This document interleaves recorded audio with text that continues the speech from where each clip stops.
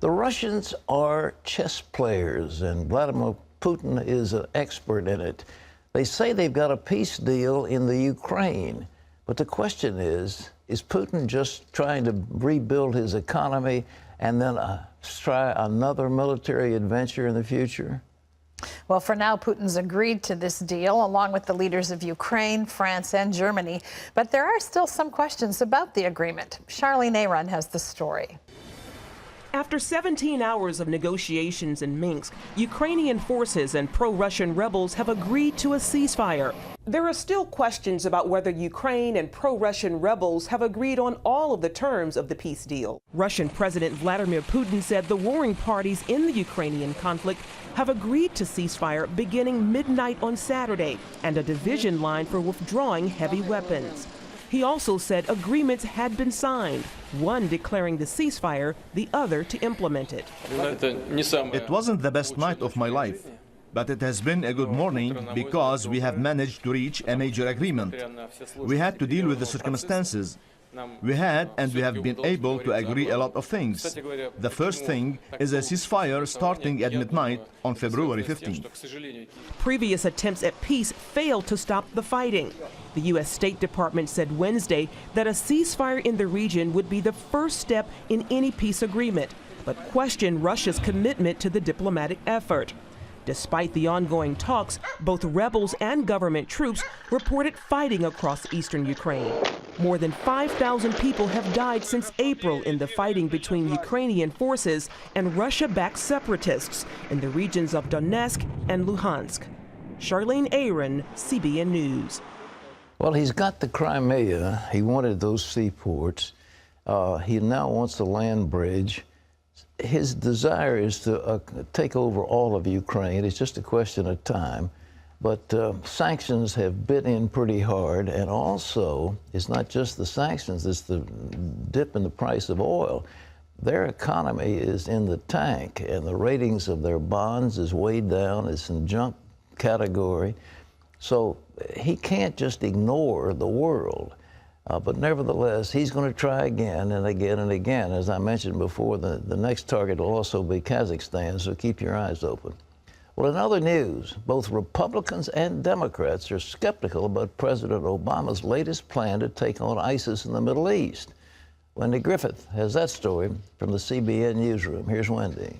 Thanks, Pat. The president has ruled out any large-scale ground combat operations in his war powers request, but some Democrats worry that he's opening the door at all to ground troops. And some conservatives say he's made a mistake by limiting the use of military force to just 3 years. Kansas Republican Mike Pompeo tells CBN News the president isn't taking the threat seriously enough. The president's living in a fantasy world when it comes to the threat from radical Islamic terrorism. Never in history has a president asked Congress to prevent him from taking actions against the threat of the staggering nature that is radical Islamic terrorism. I don't know why the president has persisted in his naive view of this threat, but I do know it's dangerous. Pat, what do you think? Well, I totally agree with the congressman. It is dangerous. You wonder, what is he trying to do? He says, give me power, but limit my ability. I don't want to use troops, and yet this is a dangerous threat to the United States of America. I want to have a limited engagement, but it may go on for 3 years, and then it'll end. It's so confusing. Hopefully, the Republicans will redraft the resolution, and Senate and House of Representatives will provide something that will be satisfactory. But this certainly isn't. It is schizophrenic at best. Wendy. Pat, the remaining Americans have evacuated from the country of Yemen. The U.S. closed its embassy because of the violence after a radical Islamic rebellion in the country. As Eric Stakelbeck explains, Yemen is an important part of Iran's strategy in the Middle East. When a radical Shiite Muslim sect called the Houthis seized Yemen's capital city of Sana'a last year, it marked a dangerous new phase for a country that has long been plagued by violent chaos. Yemen is located on the southern tip of the Arabian Peninsula and is already home to an al-Qaeda branch that has directed several attacks against the U.S. and Europe. Now the rise of the Houthis opens the door to yet another terrorist presence. You look at the fall of the government of Yemen, which was allied with the United States, helping us in our efforts to silence al-Qaeda, and you see the Iranian Quds forces behind training and arming that effort. Iran has long been suspected of funding and arming the Houthis, whose official slogan sounds very familiar to that of Iran's government: death to America, death to Israel, damnation to the Jews. Iran's support of the Houthis seems to be paying off as it eyes a bigger prize. That was not a local issue. Yemen is a historical invasion route to Saudi Arabia. Yemen controls the very critical access of oil tankers from the Indian Ocean to the Red Sea and the Mediterranean. Middle East expert and former Israeli ambassador Yoram Edinger says Yemen is an important chess piece in Iran's larger plan of regional domination. Iran is leveraging Hezbollah in Lebanon, Hamas in Gaza, in order to further destabilize the region, in order to destabilize pro-American Arab regimes. In addition to Lebanon and Gaza, Iran is using its radical allies to gain influence in Yemen, Syria, and among Shiite leaders in Iraq. These moves leave Israel and another Iranian rival, Saudi Arabia, in hostile surroundings. Edinger says the ultimate target, however, is the United States. The Iranians are pursuing a very clear anti-American tactic, and the reason is they consider the U.S. as the major obstacle on the road of attaining their major goal, namely the domination of the Gulf. No country in the world but the U.S. can stop Iran from taking over the Gulf, and then the Muslim world. Iran is reportedly working to develop intercontinental ballistic missiles that could one day reach the United States. Israeli satellites recently captured footage of an Iranian missile and launch site that could be equipped with such missiles. That, quite frankly, is just going to open up a Pandora's box of a new world situation that is going to be very bad for the security of that whole region, and ultimately, I think, security of the entire world. Eric Stakelbeck, CBN News, Washington. Thanks, Eric. Pat, are we taking the threat from Iran seriously enough? Well, if we means the president, the answer is no. This is ridiculous the way he's doing. He wants to keep open all the channels of negotiation with the Iranians. You're not going to negotiate with a regime that's as hardline as that.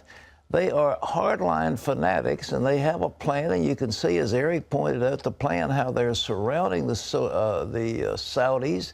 They pick off the Saudis, and then they've got dominance in the Middle East. And all of the oil, the great oil states that are located in that region, they will have the dominance. And then, coupled with that, they'll have nuclear weapons and the delivery system to get those nuclear weapons to the United States. It is a witch's brew, and instead of that, we're negotiating with them, giving them more time. Oh, we're in serious talks with the Iranians. I think they've made a few concessions. We're lifting sanctions. Oh, it's horrible. Wendy, it's bad. How do you really feel, Pat? Well, back here at home, after facing pressure from Congress, the IRS has apologized for seizing bank accounts from law-abiding businesses. The controversy involved a federal rule that was designed to catch drug dealers and money launderers through their bank accounts, but that rule was creating problems for regular businesses instead. Paul Strand brings us that story from Capitol Hill. People like New York gun dealer Andrew Clyde and Maryland farmer Randy Sowers are used to doing a lot of business in cash and dropping large sums in the bank. But in the last few years, federal agents have started seizing that cash, threatening these folks with prison, and after much legal wrangling, often refusing to give it all back. Now Congress has heard these aggrieved citizens' stories. Lawmakers said at this hearing what happened to these good Americans was outrageous. The IRS wanted to catch criminals by keeping an eye on large amounts of cash and by having banks report deposits of over $10,000. Lawmakers heard Wednesday how that made banks encourage normal folks to deposit less than $10,000 to avoid entanglement with the government. And that's now a criminal offense. It's called, quote, structuring. Sowers lost some $66,000 to the feds and is still reeling 3 years later. We're just out there trying to make a living and hire some people that, you know, make a business and help the economy. And they're out here trying to I don't know what they're trying to do. It's never made sense to me what they were trying to do. If Andrew Clyde refused to settle and forfeit much of his seized cash, the feds threatened to charge him with a felony that would kill his business. It would have shut me down immediately. You can't be a felon and run a gun business. I mean, we do everything absolutely in accordance with the law. We have to, and I want to. How much did he lose to the feds? Lost straight up. $149,336 if you include what I forfeited and look at it in pre-tax income. Sauer's lawyers are still upset at what happened to ordinary citizens like Sauers and Clyde. Honest American people should not be subject to this Gestapo-type tactics where you are presumed to be guilty when the government seizes all your money and then you have to fight and settle with them to get the money back. That's just totally outrageous, totally un-American. Now there's a collective kind of outrage amongst everyone, the Democrats and Republicans are collectively outraged by this, but this process has been going on for years and years and years. Now Congress hopes to stop it. And now what is happening is your country is kind of trying to come over the hilltop and try to rescue you and be a part of fixing this. The feds have certainly seized many illegal assets and much illegal cash from actual criminals, but also legal hard-earned cash from good Americans who are only guilty of depositing their own money in a way the IRS doesn't like. Paul Strand, CBN News, Capitol Hill. Thanks, Paul. Pat, another example of well-meaning laws that end up hurting average Americans. Well, I've known about this structuring law for some time, and what can happen is if you take $3,000 and you withdraw from a bank, and you get another 3 and another 3, but you don't get 10, and therefore you don't fill out the appropriate forms. That's structuring. You can go to jail for 3 years on the strength of just taking money out of your bank account, or if you put it in certain amounts, but you keep it under 10, they say, well, you're trying to game the system, and that's structuring. That law's been around for some time, but it's just a terrible thing, and now the IRS has stepped up enforcement. There's so many things, especially that Foreign Corrupt Practices Act is just being used as a hammer to kill American businesses overseas. So it's almost like we've got an administration that is anti-business. They do everything they can to lean on the small guys. And I was reading today about Goldman Sachs. Goldman Sachs, they're happy as a clam. Why? Because the little guys can't afford to take care of the paperwork and to pay the expenses that the laws like Sarbanes-Oxley and others are imposing upon them, and they can't compete. And so Goldman Sachs says, well, the competition is going down because of the federal government. So the big guys are prospering. The little guys are taking it on the neck, and that's not a good thing for somebody that claims he's for the middle class.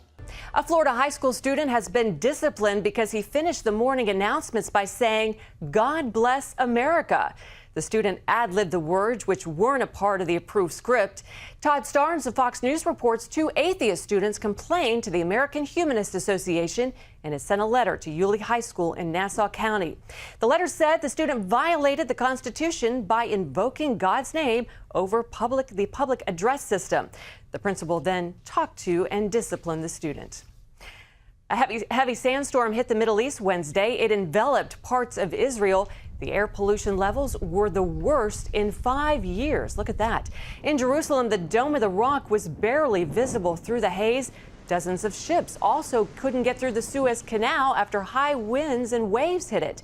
In Egypt, the storm shut down the port in the coastal city of Alexandria.